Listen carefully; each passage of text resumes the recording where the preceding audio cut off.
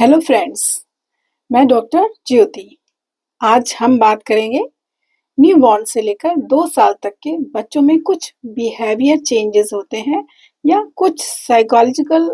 Changes होते हैं जिसको एडजस्ट करके या कुछ चेंजेस करके हम उनको अच्छे से केयर करके सेटिस्फाई होकर आराम से बच्चों के साथ रह सकते हैं और उन्हें पालने में या उनकी केयरिंग में कोई प्रॉब्लम नहीं होती है। तो कुछ ऐसे सिम्टम में सबसे पहला सिम्टम जो इसके पहले वीडियो में बताया था मैंने कि कुछ बच्चे अक्सर लगातार रोते हैं। पता नहीं चलता कि कारण क्या है और पेरेंट्स या जो भी केयरिंग पर्सन होता है, जो भी फैमिली पर्सन होता है, वो ये नहीं समझ पाता है कि बच्चों में क्या करें तो ये छोटे बच्चे आराम से रह सकें और एक्टिव भी रह सकें, सही से खा सकें और सही समय पर सो सकें। यहाँ तक कि उनके जो फैमिली के लोग हैं या मदर हैं, जो भी केयरिंग पर्सन है, उसको भी रेस्ट मिल सके कि बच्चे कुछ समय उन्हें भी रेस्ट करने दें और वो सही से एडजस्ट हो सकें। तो कुछ बेसिक चीजें हैं जो कि बच्चों में ध्यान देनी है। ज्यादातर जैसा बताया कि न्यू बॉर्न से 2 साल तक के बच्चों में ज्यादा ध्यान देना होता है, जो कि कुछ अलग अलग एज ग्रुप में भी कुछ चेंजेस और बिहेवियर चेंजेस और साइकोलॉजिकल चेंजेस होते हैं जिनको हमें एडजस्ट करना पड़ता है और हम कर सकते हैं, जो कि आगे के वीडियोस में हम बताएंगे। लेकिन आज हम बताएंगे कि कुछ बच्चे जो अक्सर लगातार रोते रहते हैं। हालांकि ज्यादातर बच्चे शांत होते हैं, खुश रहते हैं, लेकिन कई बच्चे ऐसे होते हैं जो बहुत इरिटेबल होते हैं, गुस्सा हो जाते हैं जल्दी, या बात नहीं सुनते हैं, या नाराज हो जाते हैं, या अकेले से रहते हैं। तो ऐसा क्यों होता है? ये बड़े बच्चों में होता है, लेकिन जो बहुत छोटे बच्चे हैं उनके लिए भी केयर करनी होगी। जो उनके फीडिंग है यानी उनका खाना है, वो बेसिक पहले ध्यान देना है कि उनका फीडिंग नॉर्मल हो, उनका एनवायरनमेंट नॉर्मल हो, उनको मूड सपोर्ट यानी मेंटल जो उनकी फीलिंग्स है उसको भी आप रिस्पॉन्स दें और वो खुश रहें। कोई भी जो बेसिक है कि क्लॉथ कंफर्ट, कपड़े भी उनके आरामदायक होनी चाहिए, बहुत ज्यादा अट्रैक्टिव नहीं चाहिए, केवल आरामदायक चाहिए होते हैं बच्चों को जनरली। जब वो आराम से रहें तो लंबे टाइम में आराम बच्चों के लिए बहुत जरूरी चीज है। इसके अलावा जो आपका एनवायरमेंटल यानी जो आपका फैमिली का जो एक बिहेवियर है लोगों का, वो अच्छा रहे, बच्चों को लगे कि सब कोऑपरेटिव है और एक दूसरे की बात सुनते हैं, तो उनके ऊपर भी बच्चों पे असर पड़ता है और वो समझते हैं और उनकी हर स्माइल पे आप रिस्पॉन्स करें, उनके हर प्रॉब्लम पे आप रिस्पॉन्स करें, कोई भी बात नेग्लेक्ट ना करें। तो इसमें सबसे जरूरी जो बताया था कि फीडिंग नॉर्मल हो, शेड्यूल में कोई चेंजेस हो, जैसे बच्चा कभी कभी नहीं खा रहा है लेकिन वैसे वैसे एक्टिव है, तो हो सकता है कि आपकी कोई शेड्यूल में चेंज हुआ हो, उसकी वजह से वो ना खा रहा हो। तो कभी कभी होता है कि डिमांड फीड यानी बच्चा कभी कभी डिमांड फीड की वजह से रो रहा है, तो वो सिर्फ खाने के लिए रो रहा है, तो आप उसको खाना देंगे। हो सकता है शेड्यूल चेंज होने की वजह से भी हो रहा हो, तो उसे आप देखेंगे तो ठीक हो जाएगा। क्लॉथ कंफर्ट यानी कपड़े भी आरामदायक होंगे, में कोई प्रॉब्लम है, कुछ गड़ रहा हो, कुछ चुभ रहा हो, तो उसकी वजह से भी बच्चे रो सकते हैं। तो इसके अलावा आपका जैसा बताया कि इन्वायरमेंट देखना जरूरी है कि परिवार में या जहाँ भी वो रह रहे हैं बच्चे, वो अच्छा हो।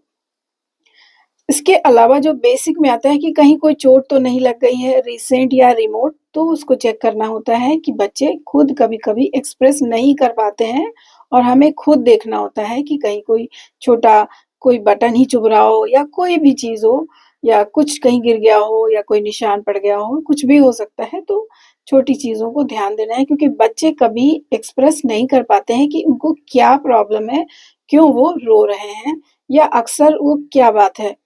क्यों रो रहे हैं।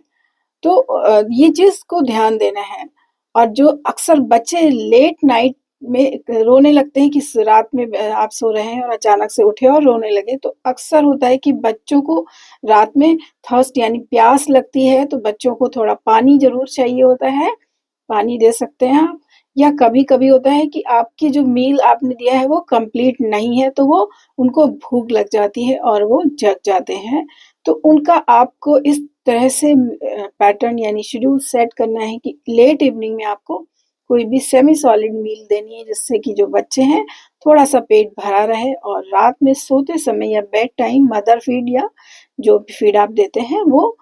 मिल्क देते हैं वो दें, और जिससे कि रात में बच्चे सो सकें आराम से और सुबह फ्रेश होके उठ सकें, खुश रहें, और आपको कोई दिक्कत ना हो और बच्चे भी स्वस्थ रहें। इसके अलावा जो बेसिक चीज़ें हैं कि बच्चों की इन चीज़ों को देखने के अलावा जनरली क्या है कि डायरिया है या ऐसा कुछ है तो वो आपको दिख जाएगा, या बच्चे का स्टूल नॉर्मल हो रहा है कि नहीं। अगर 2-3 दिन बाद भी हो रहा है तो कभी-कभी बच्चों में ऐसा हो जाता है, लेकिन कॉन्स्टिपेशन सा हो रहा है तो आपको दिखा के उसको ठीक कराना होगा, उसकी एक्सपर्ट से दवा लेनी होगी। इसमें भी हम आपको आगे बताएंगे कि बच्चों में आगे क्या करना होता है अगर बच्चों में कॉन्स्टिपेशन या कोई प्रॉब्लम अक्सर होती है तो उन्हें कैसे ठीक करना है। सबसे पहली इन बेसिक चीज़ों को देखने के बाद हमें ये देखना है कि अगर इन चीज़ों के बाद भी बच्चा रो रहा है और कई तरह से चुप नहीं हो रहा है और आप समझ नहीं पा रहे हैं कि क्या करना है, कि बच्चा रोता ही जा रहा है और आप कुछ नहीं समझ पा रहे हैं कि क्या करें। तो इसके लिए फिर आपको डॉक्टर के पास जाएगा, हो सकता है कि कुछ क्लिनिकल भी असेसमेंट की ज़रूरत पड़े, क्योंकि कई बार बच्चों में सिंपल अगर कभी-कभी होता है कि पेट में दर्द या डिस्टेंशन हो रहा है तो आपने हल्का मसाजिंग किया या अ, आपने हल्की मील दी या जो फीडिंग का पैटर्न थोड़ा चेंज किया, उससे भी कभी-कभी गैस हो गई पेट में या जैसे बच्चों में डकार हो गई, ठीक से निकल गई, तो उनसे भी कभी-कभी बच्चे रिलैक्स हो जाते हैं और शांत हो जाते हैं, ठीक हो जाते हैं। लेकिन कभी-कभी होता है कि क्लिनिकल असेसमेंट की भी ज़रूरत पड़ती है। अगर बच्चे लगातार रो रहे हैं, तो हो सकता है कि पेट में कोई प्रॉब्लम हो, कभी-कभी हर्निया भी हो जाता है, कुछ इंटेस्टाइन प्रॉब्लम भी कभी-कभी किसी-किसी बच्चों में पाई जाती है, बहुत कम पाई जाती है, लेकिन हो सकता है कि कोई एब्डोमिनल डिस्कम्फर्ट हो और वो बता नहीं पाते हैं और लगातार पेट दर्द या कुछ भी हो सकता है डिस्कम्फर्ट पेट में, तो वो नहीं एक्सप्रेस कर पाते हैं और रोते रहते हैं। इसके अलावा अक्सर बच्चों में कान में दर्द होता है और वो नहीं बता पाते हैं, रात में रोने लगते हैं, तो उसे आपको डॉक्टर को ही दिखाना है, खुद नहीं कुछ करना है। और या फिर इसमें आगे भी हम दिखाएँगे कि आप क्या कर सकते हैं, कुछ दवाइयाँ होती हैं, जिससे आप उसको ठीक भी कर सकते हैं घर पे ही।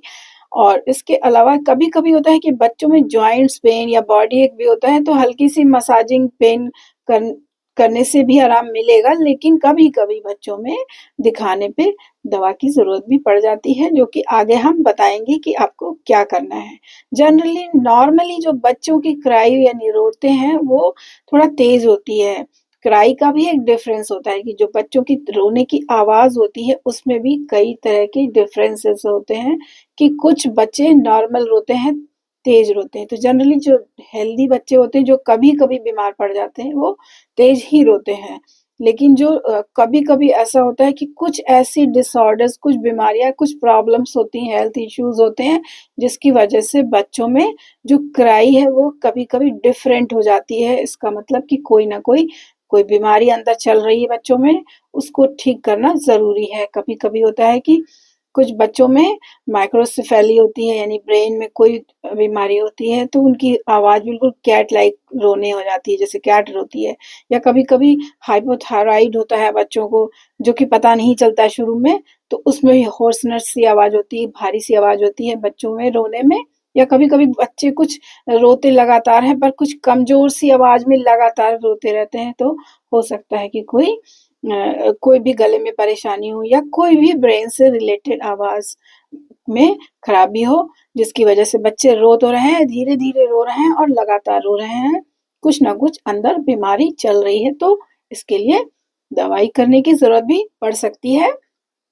इसके अलावा निमोनिया में भी कभी-कभी बच्चों में कुछ अलग सी रोने की आवाज़ होती है और डिफरेंट टाइप से ग्रंटिंग जैसी साउंड होती है, और बच्चे नॉर्मल टाइप से नहीं रोते हैं, अजीब-सी आवाज़ें आती हैं उसमें रोने में भी। तो हम आवाज़ जो रोने की आवाज़ है, उसमें भी कई बार डिफ़रेंस होता है कि बच्चे क्यों रो रहे हैं और क्या प्रॉब्लम हो सकती है। तो आगे हमें जुड़े रहना है, क्योंकि कई बार हम घर पे भी ऐसी कुछ मेडिसिन्स, यहाँ तक कि होम्योपैथी मेडिसिन्स भी होती हैं जो घर पे आप रख सकते हैं, और सिंपल कुछ प्रॉब्लम्स आगे हम बताएंगे कि उनको हम अलग-अलग असेस करके घर पे ठीक कर सकते हैं। अगर बच्चे रोते हैं तो आप उन्हें ठीक कर सकते हैं, एक्टिव कर सकते हैं, हेल्दी कर सकते हैं। तो बच्चों के रोने, अगर बच्चे रोएं या बार-बार रोएं तो उनकी आवाज़ में, रोने की आवाज़ में कोई डिफरेंस हो तो आप ध्यान दें, नेग्लेक्ट ना करें, समय से डॉक्टर की सलाह लें, और चैनल से जुड़कर भी आप कई तरह के हेल्थ प्रॉब्लम्स को सॉल्व कर सकते हैं। तो जुड़े रहिए और खुश रहिए। Happy health. Thank you.